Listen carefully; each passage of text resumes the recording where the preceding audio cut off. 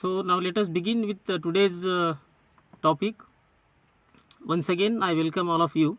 In fact, three persons have joined. Let us hope that the number would be increasing. Today, let me first introduce myself. I am Advocate Rajeshwar Panchal. I have been practicing in Bombay High Court from 2005, and also the Administrative Tribunal, that is Central Administrative Tribunal, and also Maharashtra Administrative Tribunal, and also various courts in Mumbai since 2005. And I feel very obliged as I have been given this opportunity to talk on this very valuable topic, that is fundamental right.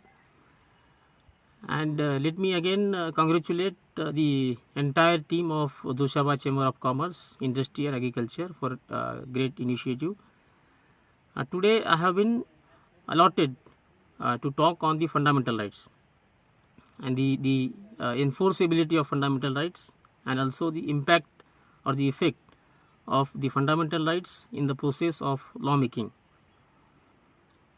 Dear friends, we know that we have a written constitution.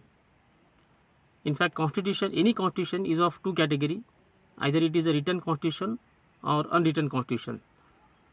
The example of a country where there is no written constitution is the country of England.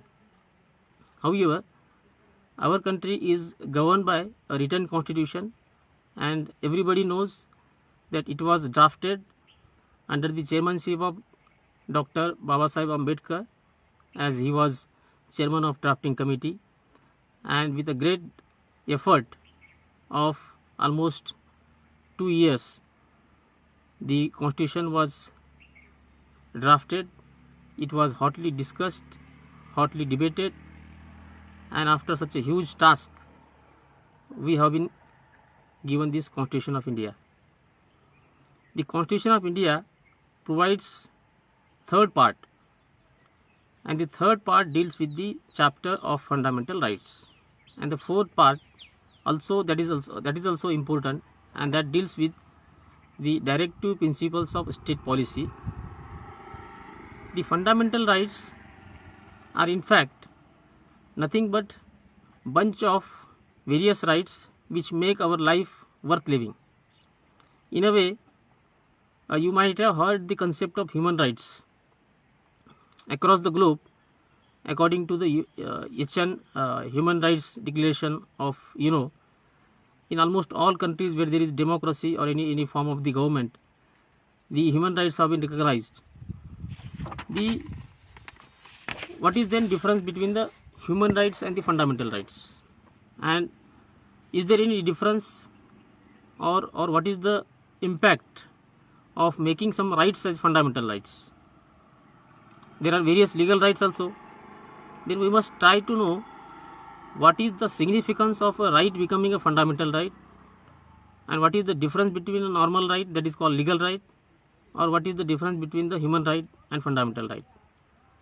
So to put it very short and very simple, I would like to say that almost all the fundamental rights are human rights, but all the human rights are not the fundamental rights. The fundamental rights have been derived from the Bill of Rights in the American Constitution. The person behind making the Bill of Rights was nothing but Thomas Paine, who is a great political pamphleteer who has written several books including Rights of Man, The Age of Reason, and he was the man who fought to bring about the revolution by guaranteeing some rights as fundamental rights which are beyond the legislative reach, which cannot be taken away even by the majority, even by any government having the thumping majority in the parliament. The fundamental rights are thus kept even beyond the reach of the most powerful government. Government may come, may go. Any party can come into power with thumping majority or even the fullest majority, but it cannot touch the fundamental right. That is the concept of fundamental right. Parliament can amend the laws, it can modify the laws, it can regulate the laws, but however, These all laws are required to be consistent with the fundamental rights. That is the value and that is the importance of fundamental rights. With our making of constitution, the makers of constitution were fully aware the history of Indian society, where the human rights were persecuted, the largest portion of Indian population was subjugated, it was kept in subordinate position, and therefore the makers of the constitution, being well aware, tried to give the status of fundamental right to various rights into the third part of Constitution of India. The third part is consisting of various articles starting from Article 12 and ending with Article 35. So this is the portion of fundamental right, that is Article 12 to Article 35 of Indian Constitution, dealing with the fundamental rights. There are various fundamental rights which I will definitely, of course, narrate one by one. But before I actually deal with that, let me highlight two very vital aspects to betterly understand the fundamental right. Article 12 and Article 13. We would like to know, because the concept of fundamental right is very much relevant and very much concerned with these two articles. Article 12 defines what is the state, because the fundamental rights are enforceable against the state. So we must know what is the state. In simplest way, state means the all forms of the government, that is executive, legislative and judiciary, and even administrative. The Article 12 also defines that not only these direct executive or legislative or judicial wing of the government, but also those companies maybe which are registered under the Companies Act or Societies Act, or even Charitable Trust Act, by whatever name they are called, if they are totally controlled and managed by the government, then they are also falling into definition of the state. So simply we can say all public undertakings, public sector undertakings, whether maintained by the state governments, various state governments or central government, they are also falling within the definition of state as defined under Article 12.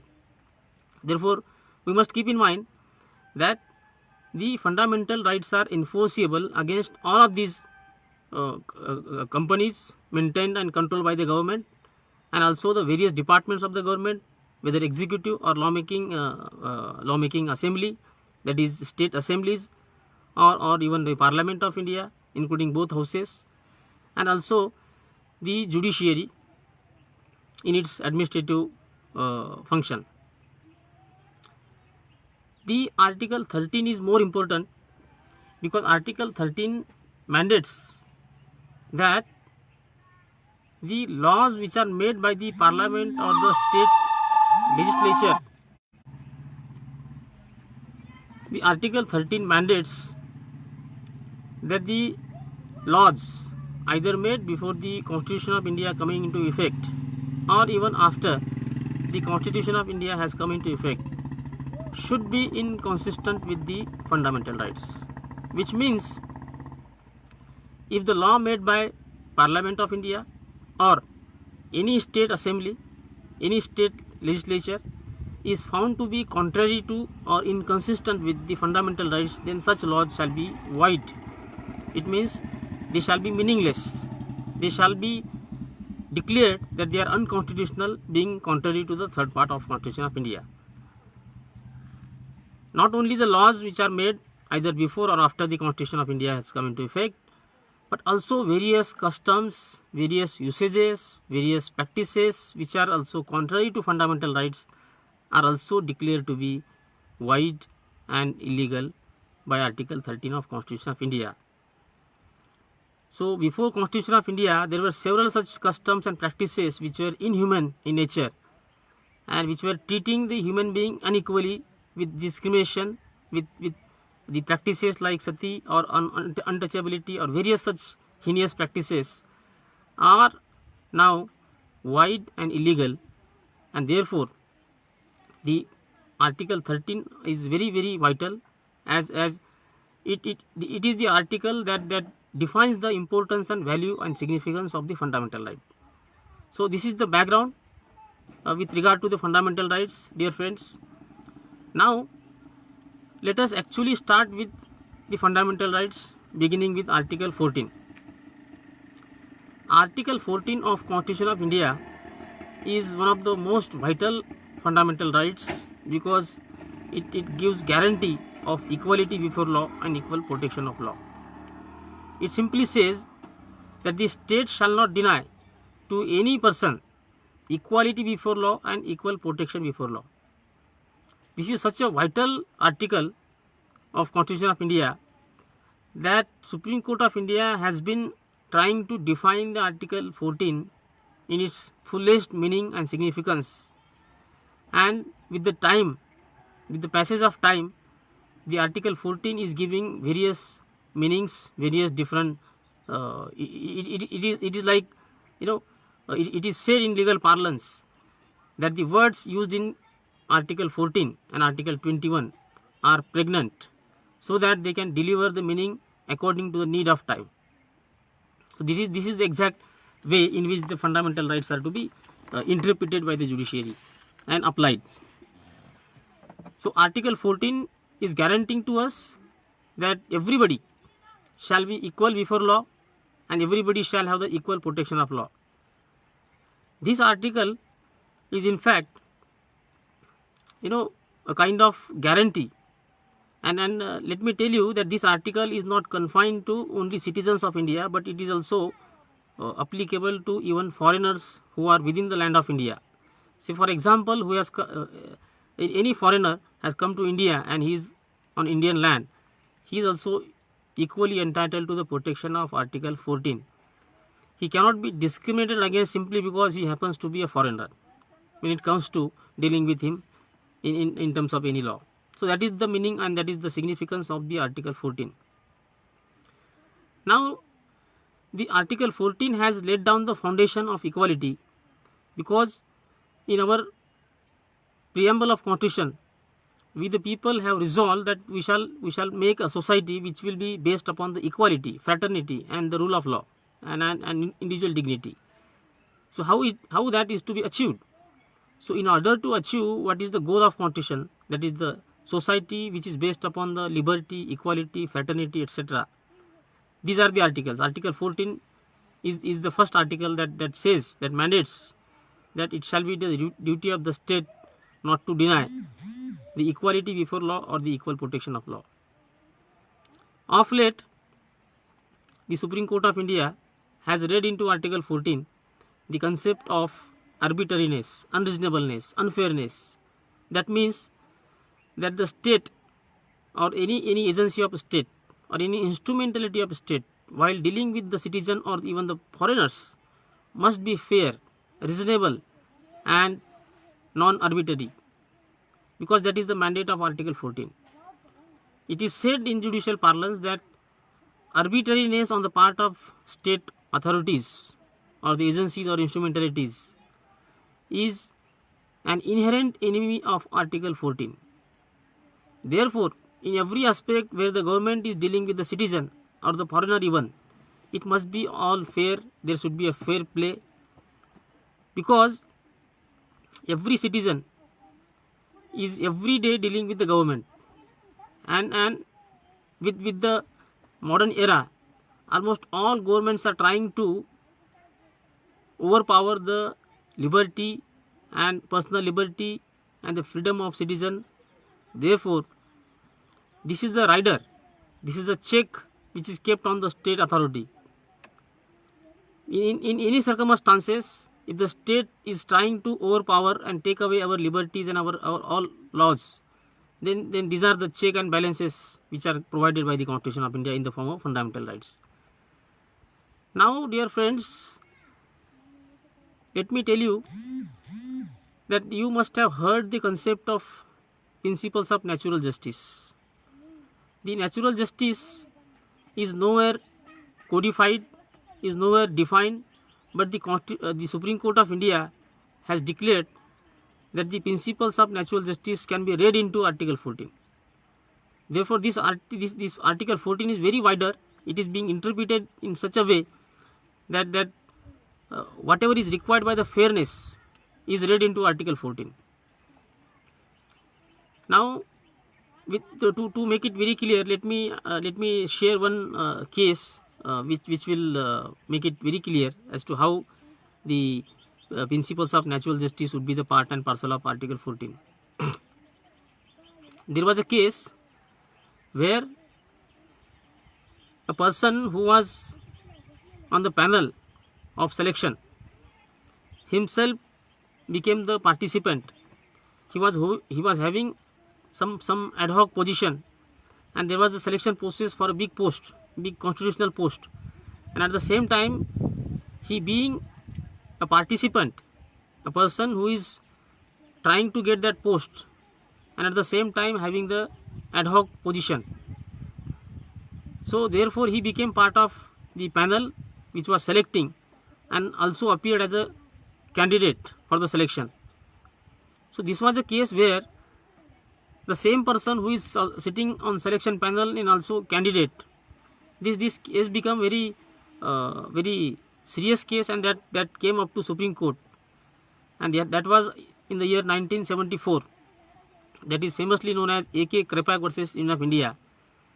And in that case, Supreme Court first time said that the Article 14 is such an article which can deal with such problem, and a person who is becoming judge in his own case, because a candidate who is being selected cannot become a selection member, the panelist, and therefore his selection was set aside by Supreme Court, saying that this violated Article 14. So this is one such example where the principles of natural justice, because principles of natural justice clearly mandate that nobody can become judge in his own case and nobody shall be condemned unheard. So these are two basic vital parts of the principles of natural justice, and since the principles of natural justice have been read into Article 14, therefore we can say that the mandate and the significance and the import of Article 14 is now much wider with every passing day. Now the Article 14 being the foundation, in order to clarify the things pertaining to Article 14, the makers of Constitution have also added some other articles. Say for example Article 15 of Constitution of India. That is the part of Article 14. Article 15 mandates that nobody shall be discriminated on the ground of sex, religion, caste, language, etc., or color, or even the place of birth. So that is the further explanation to Article 14. That citizens cannot be discriminated because somebody is black, he cannot be discriminated. Because somebody is born into some place, he cannot be discriminated on that ground. Somebody belongs to particular religion, he cannot be discriminated on that ground. So these are the constitutional guarantees. Therefore, Article 15, and now let me tell you, Article 15 in a way is much wider, because Article 15 can be enforceable not only against the state but also even private persons. Therefore, even if a private person is indulging into such discrimination on the ground like language, place of birth, color, caste, race, etc., the fundamental right, that is protection against discrimination on these grounds, can be enforced against even such private person. Examples may be few of such legal precedents, but this is the legal position that this fundamental right under Article 15 is enforceable against state as well as the private entities. Going further, dear friends, Article 16. Now Article 16 is dealing with the employment, that is public employment. It ensures that all the citizens are entitled to have an opportunity to compete for the public employment. Therefore, it is only because of this article that even the post of peon cannot be filled in unless an advertisement is given and open selection process is conducted and applications are invited, so that everybody who is willing to compete for the post of peon is entitled to compete. So this is the constitutional guarantee that gives us that all the governmental posts ranging from the peon to the highest post like IAS, IPS, etc. will have to be filled in by following the open selection process because of the Article 16. Now you must be aware, while Article 16 mandates that everybody shall be having the fundamental right to compete for the public post, at the same time it has given exception, and that exception is also part and parcel of Article 14, and that exception is reservation or the provisions like reservation. It says categorically that nothing in Article 16 shall prevent the state from making any special provision for the people who belong to socially and educationally backward classes, particularly SC and STs. That means the government can make special provisions, special laws in order to uplift these classes which are found to be socially and educationally backward. And dear friends, reservation in one of such ways through which this constitutional guarantee is achieved. We can see that reservation is not the only manner through which the people belonging to this SEBC class, that is socially and educationally backward class, can be uplifted. They can be brought into mainstream of society. You have seen there are examples like there is age relaxation, there is relaxation in fees of the examination, there is relaxation in terms of the passing criteria, there is relaxation in terms of any other such criteria in the selection process apart from the reservation. Therefore, reservation is one of such ways, and this mechanism is called social affirmative action of the state. And this social affirmative action of the state is nothing but a fundamental right coming from Article 16.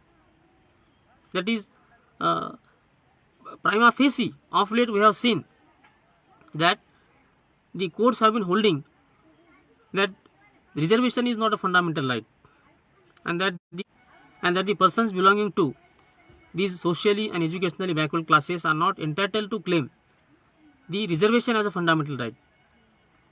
This in fact is not the correct view in my understanding, because Article 16 mandates that there shall be adequate representation of all classes into the government, and the reservation or the relaxation in various forms, or in another way the social affirmative action is one such ways which will ensure that the state departments or state instrumentalities or state companies or state departments shall have adequate representation from all the classes, and in true manner there shall be equal representation of all the classes. So this is because of Article 16. Now Article 17, Article 18, you might be aware that in our India, as I narrated earlier, we have faced in India the practice like untouchability.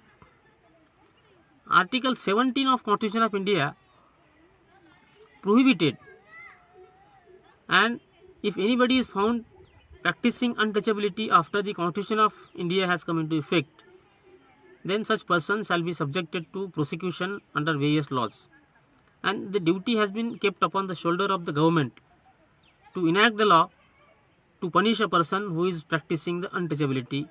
And we have seen the laws like SC, ST, Prohibition of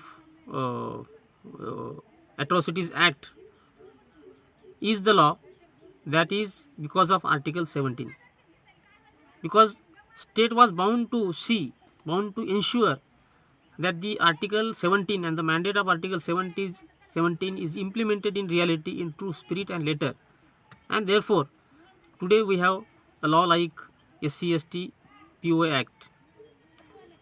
Now dear friends, similarly Article 14 of Constitution of India is also very important, because it has abolished the concept like titles. In the earlier days, people used to have the titles. In British era, people used to be given title like Sir, Knighthood, or in prior to British era, there were several titles like, you know, Deshmukh is one such title, Watandar, various such titles were there. But Constitution of India has now prohibited that no person shall be given any such title. And because of this, the people who used to boast with the titles now have been deprived of such opportunity of boasting because of the title, and that is because of that became possible because of Article 18, which has abolished the concept of title into India. Now coming to Article 19 of Constitution of India, this article is very vital because it pertains to everybody in everyday's life. It is called, you know, freedom of various rights. To say in short, Article 19 gives you a right of free speech and expression. Article 19 gives you right to reside anywhere into any part of India as you wish. It gives you to carry out or to do any profession, any business, any calling for your livelihood. Article 19 also gives you right to move freely anywhere as you wish, as you like, including going to abroad, out of India.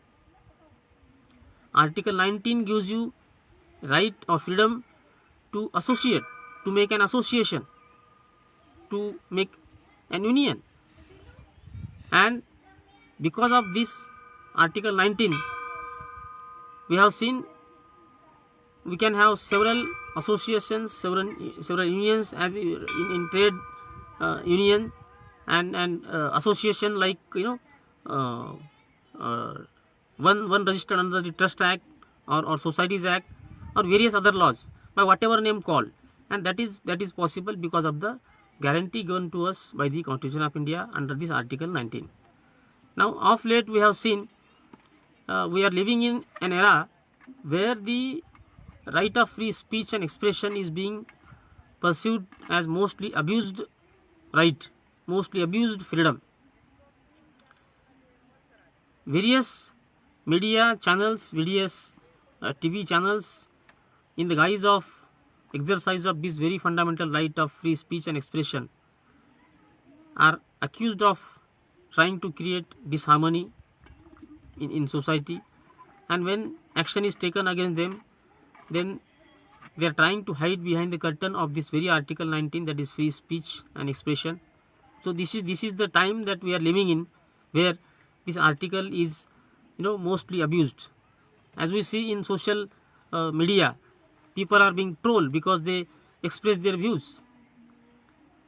So this Article 19, that is Article 19, and especially the right of speech and expression, is very vital one.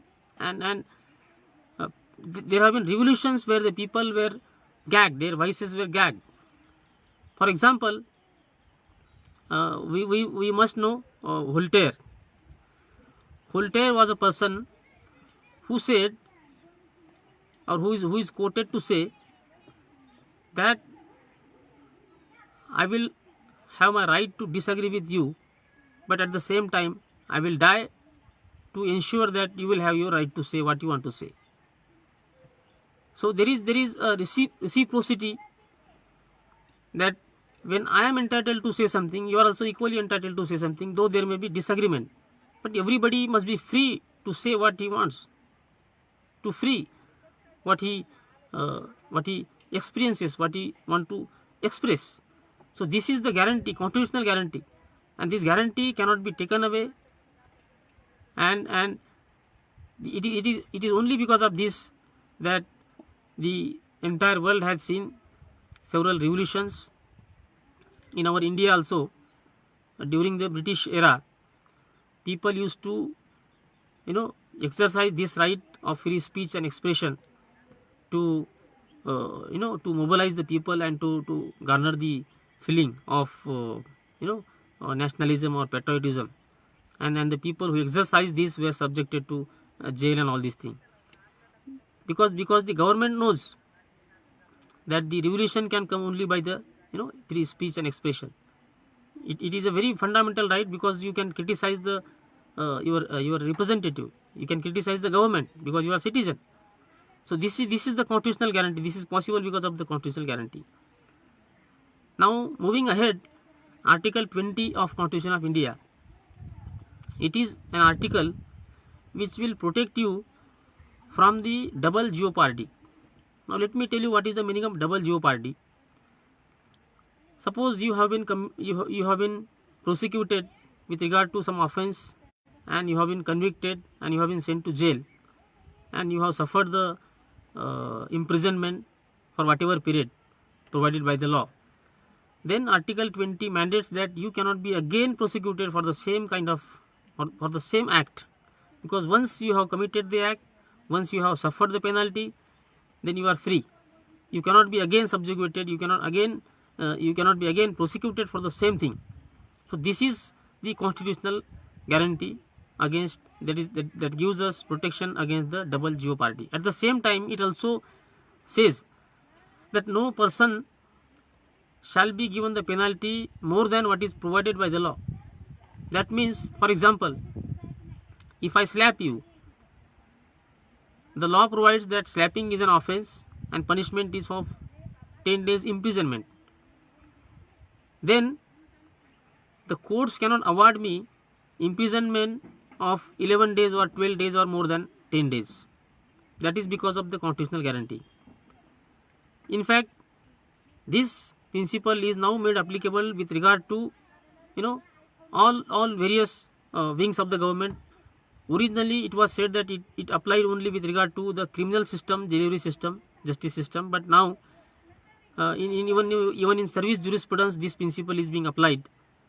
And recently I had also an occasion to deal with such a case where penalty that was not provided by the law was inflicted upon my client, and I pointed out that this is the violation of Article 20, because a penalty which is not provided by law cannot be inflicted, cannot be given. So this is because of the constitutional protection of Article 20. Similarly, it also guarantees that no person shall be made to suffer penalty for an act unless the act was defined as an offence by the law. That means, for example, suppose today you smoke on road, and tomorrow comes a law that smoking on road is made punishable offence, and you are prosecuted saying that today you smoke on road, therefore you committed an offence. Now here comes Article 20. It says that the time when I smoke on the road, there was no law which made smoking on road as punishable offence. I can be punished only if I am found on the road smoking after the law has come into effect, that is from tomorrow. So these are the constitutional guarantees. Article 20 is one of such guarantee.